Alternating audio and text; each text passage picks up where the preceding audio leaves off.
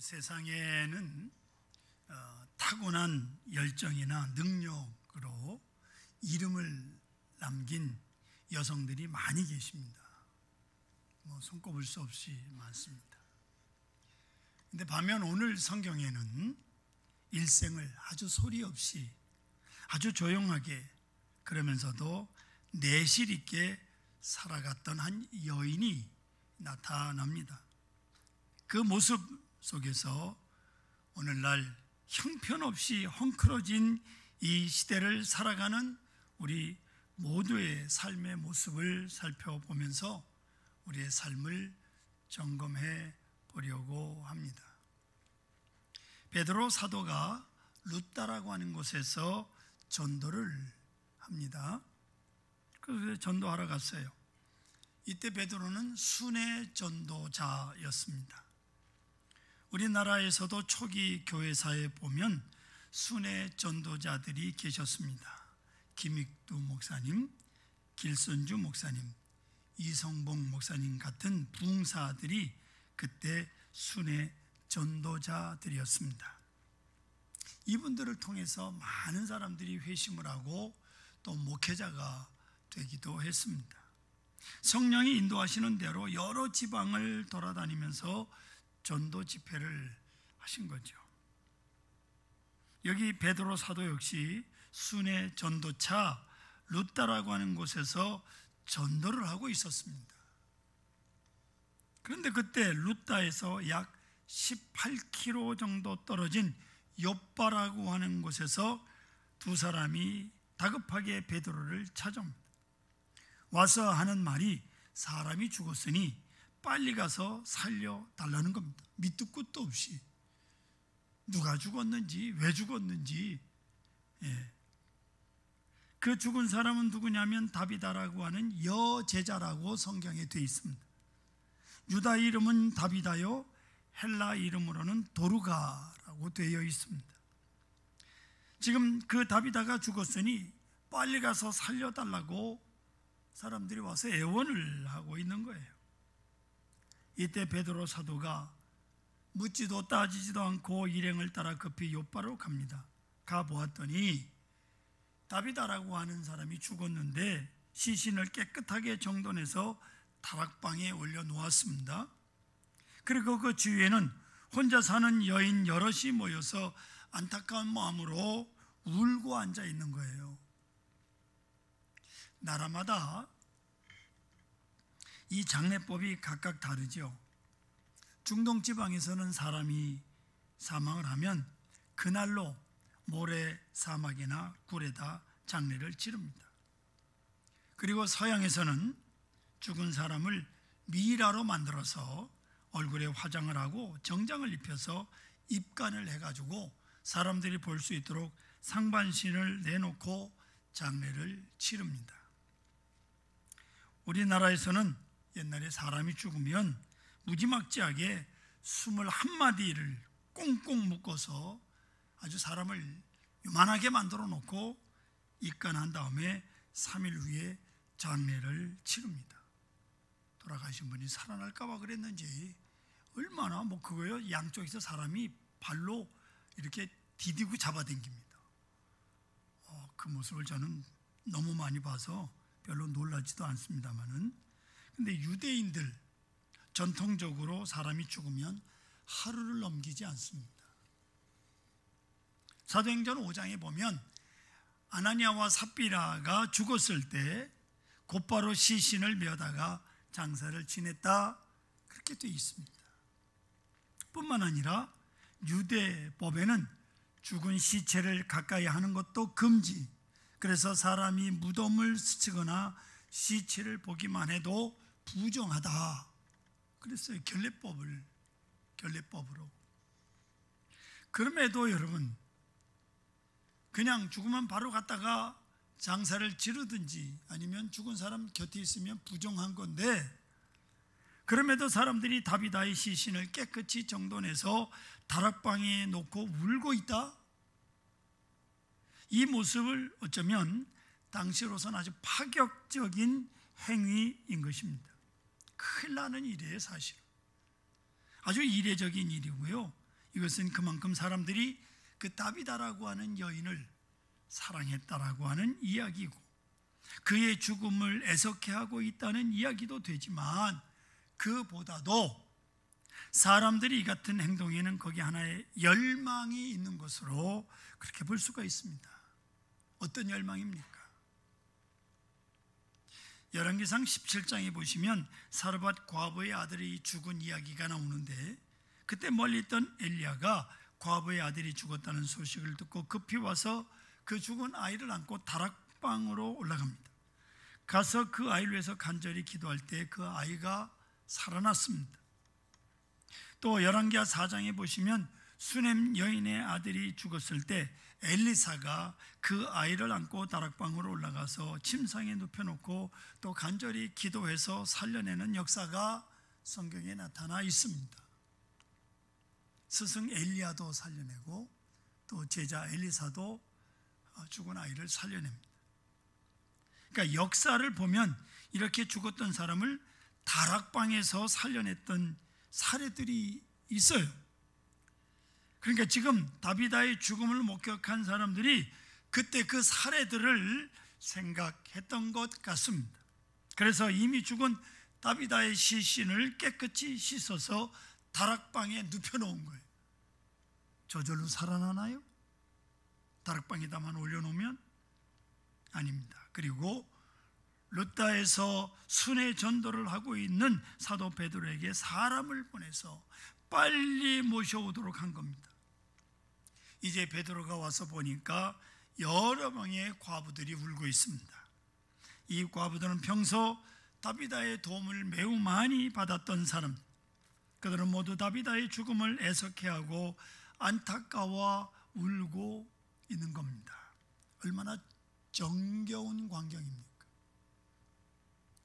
그러다 보니까 반주자 정겨운 선생님 이름이 아주 사실 아름다운 모습이죠. 성도 여러분, 사람이 죽었을 때 이렇게 울어줄 사람이 있다면 그 인생은 성공적으로 살아온 인생이라고 할 수 있습니다.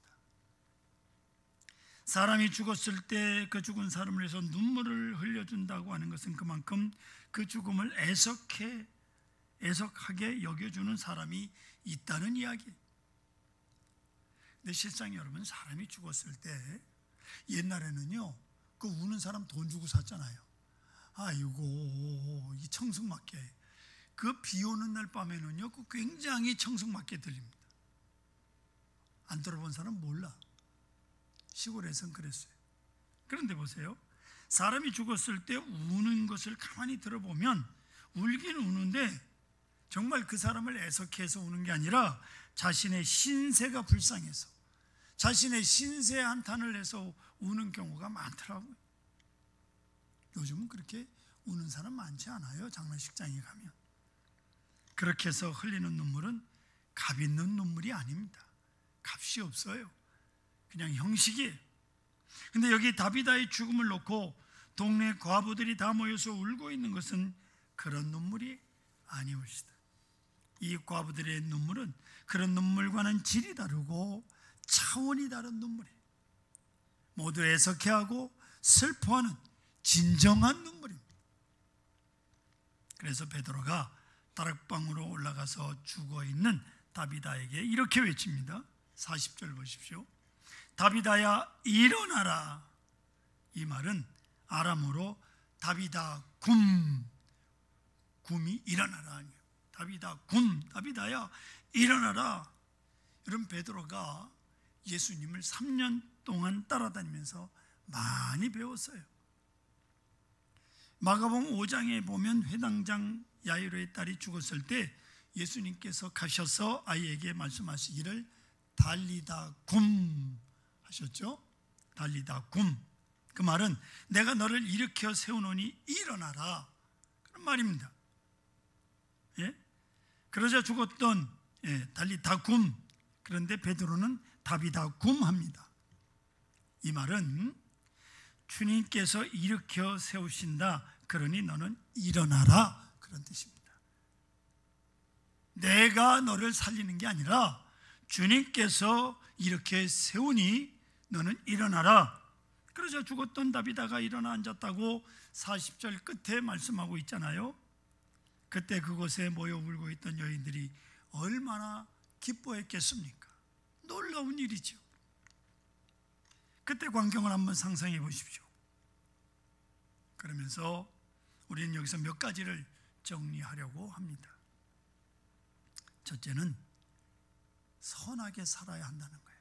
따라하십시다. 선하게 살자. 쉬운 말로 할까요? 착하게 살자. 그 말이 착하게 살자. 이것은 가장 기본이 되는 삶의 모습입니다. 사람은요, 페이런하고 선하게 착하게 살아야 돼요. 본문 36절을 보십시오. 다비다는 선행과 구제하는 일이 심히 많더라 말씀합니다.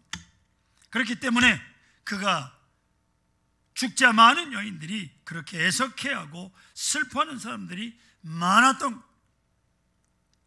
그래서 사람들이 어떻게 하면 다비다를 살릴 수 있을까 해서 급히 달려가서 베드로에게 다비다를 살려달라고 간청을 했던, 얼마나 흐뭇한 광경입니까? 이것이 바로 인생의 맛이에요. 맛있는 인생. 예? 이것이 이웃이고 우정이고 사랑이고, 사람이 이 정도로 인생을 살았다고 하면 그 인생의 이력이 얼마나 화려했느냐 하는 것과는 상관없이 그 인생은 성공한 삶. 할렐루야. 성공한 삶. 사람은요, 죽어보아야 그 인생이 성공한 인생인지 실패한 인생인지 알 수 있습니다. 사람이 있을 때만 사람들이 와서 아첨의 소리를 다 할지라도 그것은 진정한 평가가 될 수 없습니다. 사람이 어떻게 살았느냐? 그것은 죽는 날에 가봐야 평가가 제대로 나오는 거예요. 어떤 사람은 세상에 생전에 권좌에 앉아가지고 부귀 영화 공명을 다 누리고 아첨의 소리를 다 들었지만 죽은 후에 세인들로부터 무서운 지탄을 받고 악평을 받는 사람들도 얼마나 많습니까? 잘 죽었다. 그 얼마나 불쌍한 죽음이에요. 옛말에 정승집 개가 죽으면 아침을 먹다가도 개 죽었는데 그걸 조문하러 간대. 그런데 정작 정승이 죽으면요, 아침밥 다 먹고 간다. 심지어 조문도 안 한다. 아시겠어요? 옛말이 틀립니까? 또 어떤 사람은 생전에 많은 사람들의 마음을 아픔을 주고 불화를 일으키고 분란을 일으키다가 일생을 마치는 사람이 있습니다. 사람이 그렇게 살다가 가면 사람들이 별로 애석해하지 않아요.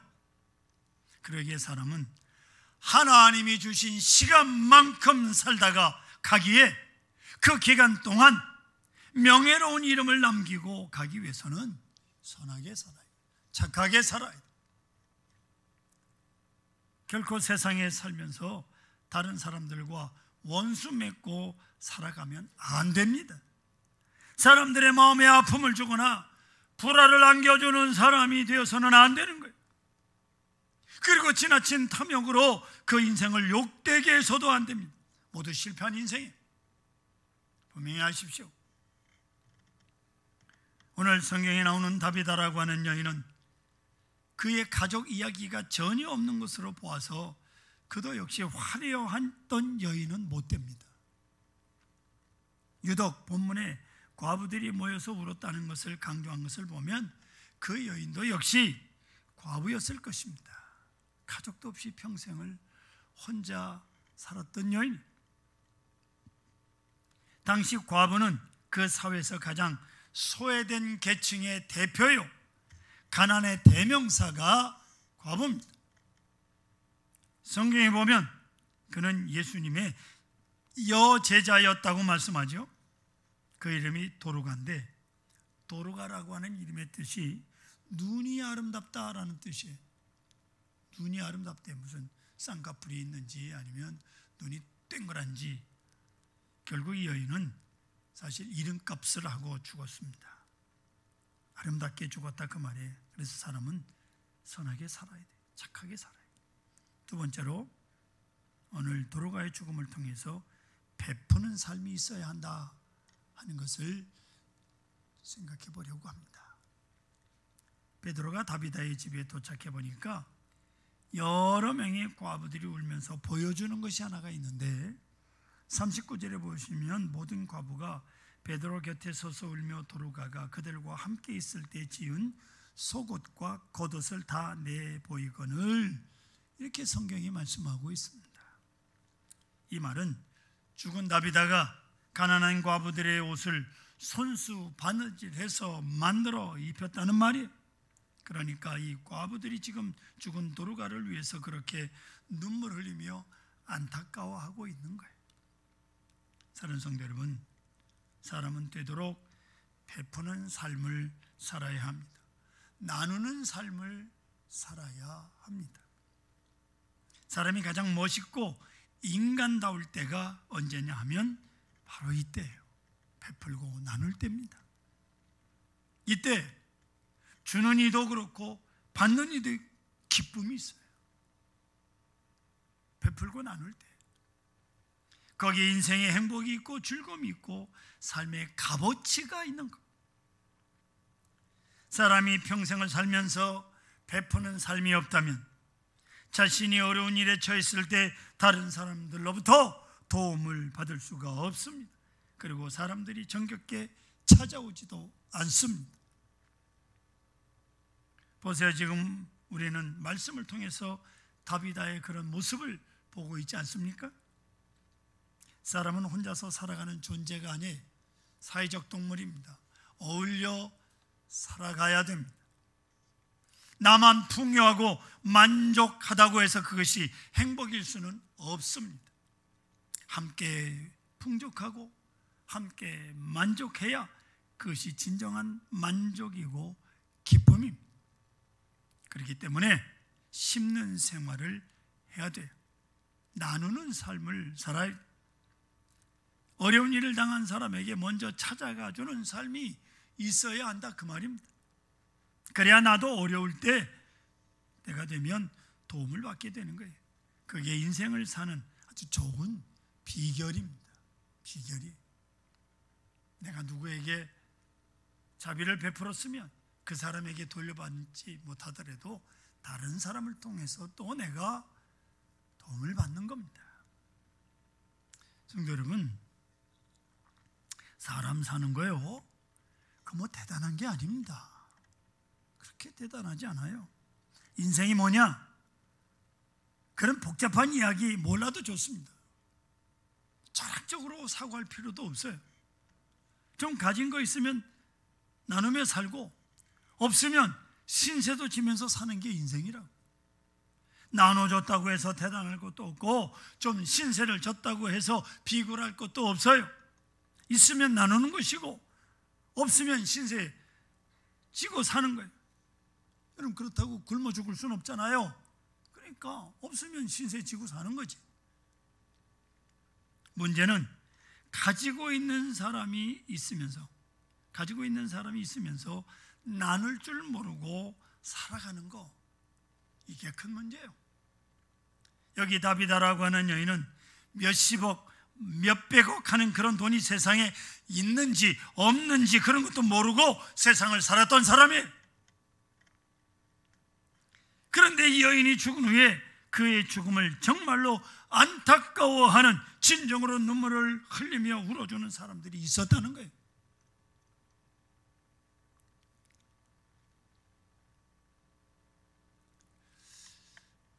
동영상을 보니까 이건희 씨가 죽기 전에 한 말이 있습니다. 자기는 뭐 몇 가지가 있는데 다 잊어버렸어요. 예? 병상에 누워가지고 좋은 차가 몇 대가 있는데 자기는 하나도 못하고 휠체어 타고 있다 그랬죠. 얼마나 좋은 음식이 있는데 자기는 못 먹고 닝게를 꽂고 있다. 그 죽기 전에 뭐 별 얘기를 다 있더라고. 그러니 마지막 결론이 뭐냐? 모두 건강들 하시오. 있을 때 잘하라 그 말입니다. 그렇게 많은 돈 있을 때 좀 잘하지. 젠장. 예? 이제 죽을 병에 걸려서 그럼 뭐하냐고. 그게 후회지.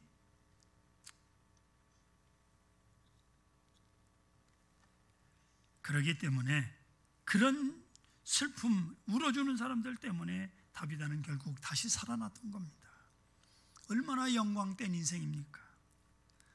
성도 여러분, 실상 사람은 소시민으로 알차게 살아가는 것이 좋습니다. 예, 세상 사람들이 나 모르는 게 편해요. 세상 사람이 다 아는 사람은요, 어디 가서 앉아가지고 짜장면 한 그릇도 못 먹어. 사람들이 벌떼같이 몰려드니까. 그렇잖아요. 저는 얼마나 행복한지 모릅니다. 어디 가서 짜장면을 먹는다고 누가 알아주길 하나, 설렁탕을 먹는다고 누가 알아주길 하나. 예? 지나치게 허황되고 권위적이고 황당하게 살려고 하면 많은 사람에게 폐를 끼치게 되고 실망을 안겨주게 되는 거예요. 조용하게 그리고 삶을 진지하게 꾸려가는 것이 아름다운 삶이라 그 말입니다. 그런 삶을 하나님께서 기뻐하십니다. 할렐루야. 여러분들의 삶을 진지하게 살아가십시오. 예, 하나님이 기뻐하십니다. 세 번째로 다비다의 죽음을 보면서 우리가 생각해야 될 것은 좋은 이웃으로 살아야 한다 하는 거예요. 좋은 이웃으로. 먼 사촌보다 가까운 이웃이 더 좋다. 잘 아시죠? 이웃은 그만큼 소중한 존재입니다. 사람들이 모두 한 동네에 옹기종기 모여 사는 것은 이웃이 중요하기 때문에 그래요. 그것이 실상 축복입니다. 시골 동네 가면 따닥따닥 붙어서 살잖아요. 그리고 내가 좋은 이웃이 되어주는 것도 축복이고요. 그래서 좋은 이웃으로 살아가는 것이 복인 겁니다. 보세요. 여기 다비다라고 하는 여인은 세상을 참 초라하게 살았던 사람입니다. 그가 남긴 유산이라고 하면 만들어준 속옷과 겉옷 몇 벌뿐입니다. 그걸 뭐 유산이라고 말할 수도 없는 거예요. 그런데도 이 여인은 이웃들에게 아주 진실한 이웃으로 살았습니다. 그뿐만이 아니고 다비다라고 하는 여인이 죽었어도 그곳에는 제2의 다비다가 있었고 제3의 다비다가 있었습니다. 그리고 이 다비다들은 모두 한 마음으로 눈물을 흘리며 애도하며 안타까운 마음으로 베드로를 불러들여 다비다를 살려내려고 애를 쓰고 있는 것이옵시다. 얼마나 좋은 이웃들이 있었습니까? 좋은 이웃들이 있었어요. 그 죽은 다비다가 그들의 좋은 이웃이 되어 주었기 때문입니다. 내가 좋은 이웃이 되어 주니까 모두 이웃들이 더 좋은 이웃이 된 거예요. 요즘은 뭐 콘크리트 속에 아파트 속에 살면서 제가 지난 화요일날 이사 갔는데 옆집이 누군지 얼굴도 아직도 못 봤어. 윗집에는 누가 사는지 밤 12시만 되면 떨그덕하고 그때 들어와서 뭘 설거지를 하는지 치우는지 얼굴도 못 봤다 그 말이에요. 이건 사람이 사실 사는 게 아니에요. 사는 게. 예? 어떡하든 이제 뭐라도 하나 사들고 찾아가야 될 텐데. 자, 여러분, 그 모습을 보시고 다비다가 좋은 이웃이 되어주고 또 좋은 이웃들이 있었기에 하나님께서 그 모습을 보시고 감동하신 거예요. 할렐루야. 감동했다니까. 인간의 생사 화복은 뭐예요? 하나님의 소관입니다. 베드로가 다비다를 살린 것이 아니에요. 아까도 말씀드렸지만 베드로를 통해서 하나님께서 살려주신 것입니다. 왜 살려주셨느냐 하면 하나님도 감동을 받으셨기 때문이에요. 하나님이 감동을 받으신 거예요. 그러니까 죽었던 사람이 살아난 것 아닙니까? 얼마나 아름다운 광경이에요. 어떻게 보면 사람은 싸우면서 살아갈 이유가 하나도 없어요. 힘들게 살아갈 이유도 없습니다. 그리고 사람들의 마음에 불화를 일으키며 살아갈 이유도 없습니다. 할 수 있으면 좋은 이웃으로 살아야 하며 이 모습이 그리스도인의 본분이며 내용이며 우리가 해야 할 일입니다. 사랑하는 성도 여러분, 말씀을 마치겠습니다. 오늘 우리가 다비다를 통해서 인생이 무엇인가를 보았습니다. 오늘과 같이 모두 허황되고 분수를 상실하고 살아가는 이 시대, 다비다의 조용하고 내용 있는 삶의 모습을 보면 신성감을 주고 있습니다. 삶이란 이런 것이구나 하는 생각을 갖게 해 줍니다. 거창하지 않아도 괜찮아요. 그렇습니다. 다비다의 삶의 모습을 통해서 오늘을 살고 있는 나 자신의 모습을 한번 점검해 보시고 되새겨 보시면서 멋진 신앙의 기회로 삼고 살아가십시다.